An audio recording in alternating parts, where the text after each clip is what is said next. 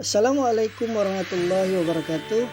Perkenalkan, nama saya Raja Nurrahman Triwahyudi, Prodi Teknik Sipil Kelompok 84 KKN TMB COVID-19 Universitas Bung Hatta tahun 2021. Pada kesempatan kali ini, saya akan memberi informasi terkait tips bijak dalam memilih berita terkait COVID-19. Sebelum kita masuk ke topik pembahasan, kita kenali dulu apa itu berita hoax. Berita bohong atau hoax adalah informasi yang sesungguhnya tidak benar, tetapi dibuat seolah-olah benar adanya. Hal ini tidak sama dengan rumor, ilmu semu atau berita palsu. Tujuan dari berita bohong adalah membuat masyarakat tidak aman, tidak nyaman, dan kebingungan. Dalam kebingungan, masyarakat akan mengambil keputusan yang lemah, tidak meyakinkan, dan bahkan salah. Terutama pada kondisi pandemi COVID-19 ini. Kita harus lebih cermat dalam memilih berita-berita yang beredar di sekitar kita. Berikut tips bijak dalam memilih berita terkait COVID-19. Yang pertama, hati-hati dengan judul provokatif. Berita hoax seringkali menggunakan judul sensasional yang provokatif. Misalnya, dengan langsung menuding jari ke pihak tertentu. Isinya pun bisa diambil dari berita media resmi.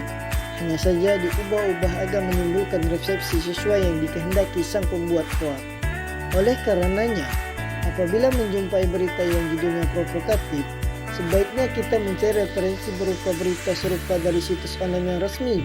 Kemudian dibandingkan isinya, apakah sama atau berbeda. Dengan demikian, setidaknya kita sebagai pembaca bisa memperoleh kesimpulan yang lebih berimbang. Yang kedua, cermati alamat situs. Untuk informasi yang diperoleh dari website atau yang mencantumkan link, cermati alamat URL situs dimaksud.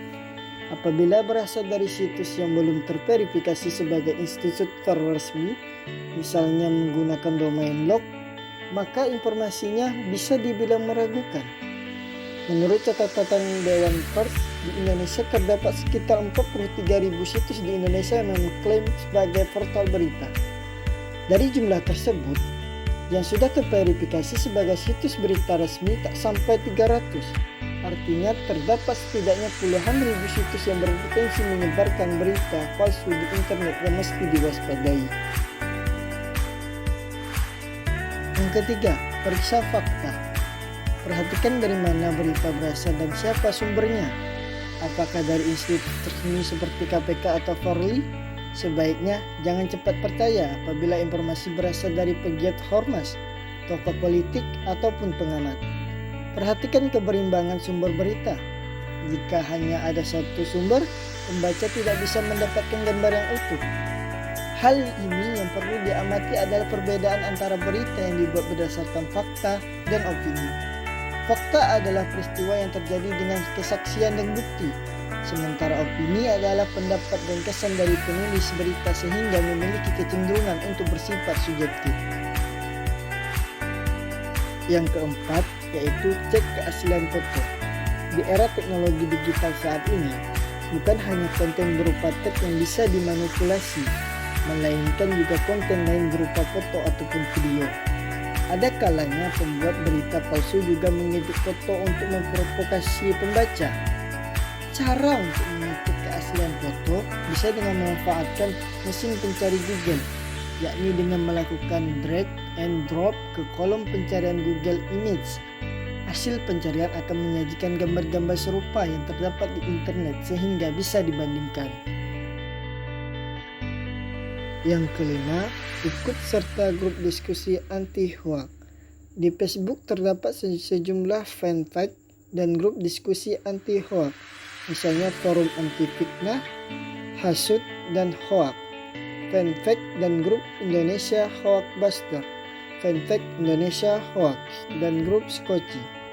Di grup-grup diskusi ini, netizen bisa ikut bertanya apakah suatu informasi merupakan hoax atau bukan.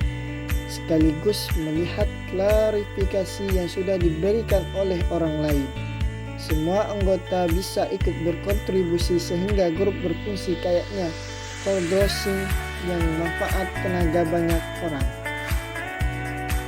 Berikut ini cara melaporkan berita atau informasi hoax. Apabila menjumpai informasi hoax, lalu bagaimana cara untuk mencegah agar tidak tersebar? Pengguna internet bisa melaporkan hoax tersebut melalui sarana yang tersedia di masing-masing media.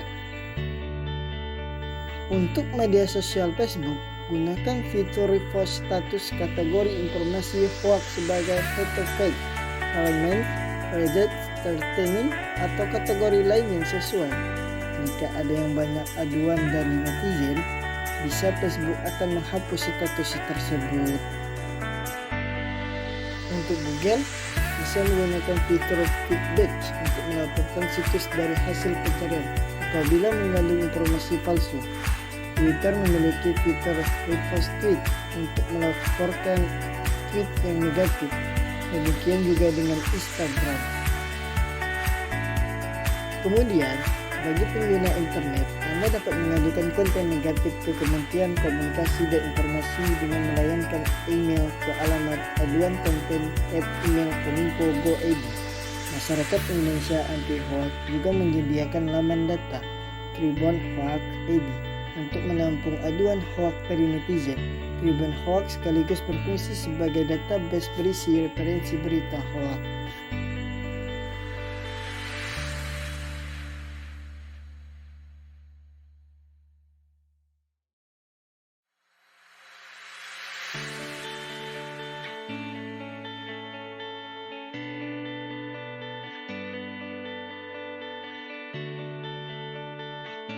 Sekian mengenai tips bijak dalam memilih berita terkait COVID-19. Semoga bermanfaat. Terima kasih.